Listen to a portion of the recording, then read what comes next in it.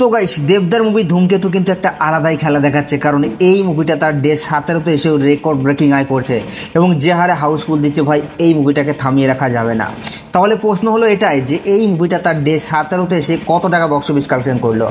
তো hey guys, welcome back to my channel. আমি আছি আপনাদের সঙ্গে মিঠুন, আর আপনি দেখছেন আমার ইউটিউব চ্যানেল এমবি স্টুডিও।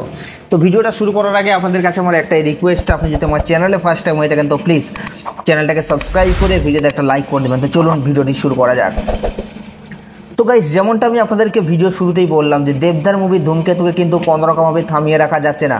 যদিও রিসেন্টলি টাইমে অনেকগুলো Hindi plus Bangla movie release হয়েছে, তারপরেও কিন্তু ধূমকেতুর ক্রেজ কিছুতেই কমছে না। এই মুভিটা এখনও পর্যন্ত 24 ঘন্টায় 5000-এরও বেশি টিকিট বুকিং করছে ভাই, এটাকেই বলে ক্রেজ। এবং স্পট বুকিং এখনও পর্যন্ত বাকি আছে, তাই আশা করাই যাচ্ছে যে এই মুভিটা লাইফ টাইমে অলরেডি 30 কোটির ক্লাবকেও ক্রস করে যাবে। মানে মুভিটা ভাই আলাদাই খেলা দেখাচ্ছে এবং দেবদা মানেই ভাই আলাদা ধামাকা, এটা আমরা জানি। এবং অতি শীঘ্রই আবার দেবদা অলরেডি রঘু ডাকাতের বেঙ্গল ট্যুরে বেরোবে, সেটা আমরা সকলেই জানি। কিন্তু ধূমকেতুর ক্রেজি তো কিছুতেই কমছে না, দর্শক এখন ধূমকেতুকেই ছাড়তে চাইছে না।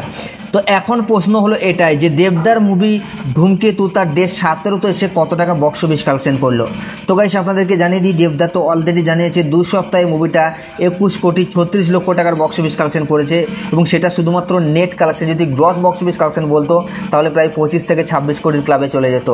তো এই মুভিটা তার ডে 17তে এসে অলরেডি বক্স অফিস কালেকশন করছে প্রায় 74 লক্ষ টাকার মতো, এবং টোটাল 17 দিনে মুভিটা বক্স অফিস কালেকশন করেছে 25,74,00,000 টাকা। তো গাইস, এই মুভিটার বক্স অফিস কালেকশন নিয়ে আপনাদের কি মতামত আপনারা নিজের কমেন্টে অবশ্যই জানাবেন, কারণ আপনাদের মতামত জানা আমাদের জন্য অবশ্যই জরুরি। আর এই সাবস্ক্রাইব করে দাও নেক্সট ভিডিওর জন্য।